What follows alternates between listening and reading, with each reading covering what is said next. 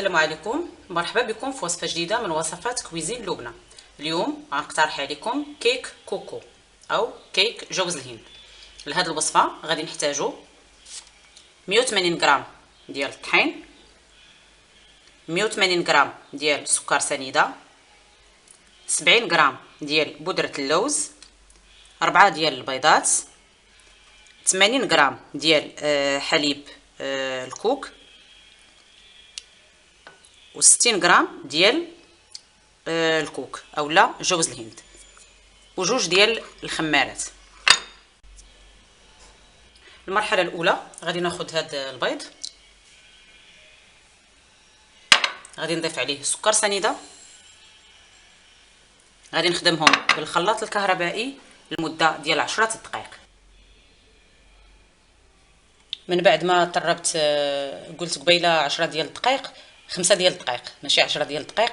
من بعد 5 ديال الدقائق غادي نضيف حليب ديال الكوك. كيف كتشوفوا راه حليب خاتر عاقد شويه. غادي نحرك وعاد غادي نضيف النواشف اللي عندي. غادي نضيف اللوز وانا تنحرك،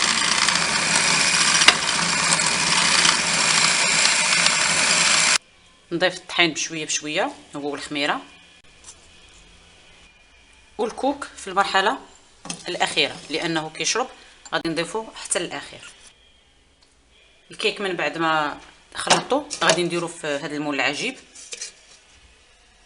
لانني منين غادي يطيب غادي نعمرو بواحد الكريمه.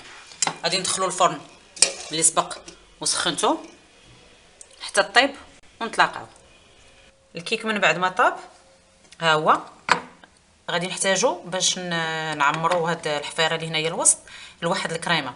لهاد الكريمه غادي نحتاجو ليها 230 غرام ديال الحليب عادي، غادي نحتاجو 80 غرام ديال الحليب ديال كوكو، غادي نحتاجو 100 غرام ديال سكر سنيده، جوج اصفر بيض، وواحد 30 غرام ديال النشا.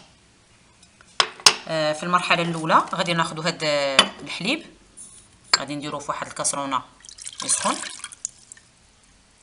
غادي نضيف ليه الحليب ديال الكوك وغادي نديرهم فوق النار.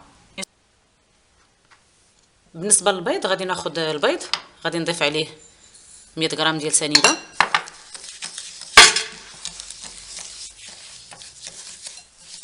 غادي نضيف هاد 30 غرام ديال النشا،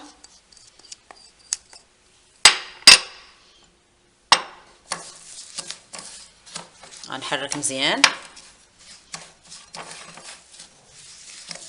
وغادي نضيف ليهم الحليب.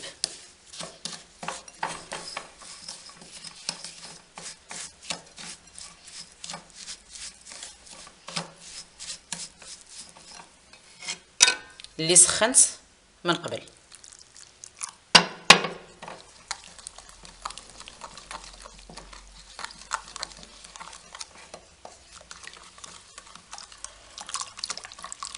غادي نحرك مزيان وغادي نعاود نرجع هذا الخليط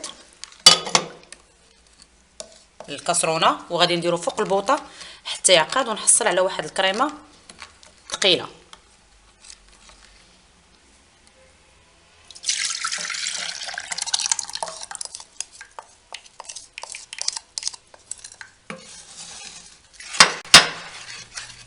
الكريمه من بعد ما عقدت خويتها وسط من المول، غادي ندخلو للثلاجه يبرد ونقدمها لكم بالصحه والراحه. كيك كوكو من بعد موجود، ها هو قدمته لكم بالصحه والراحه.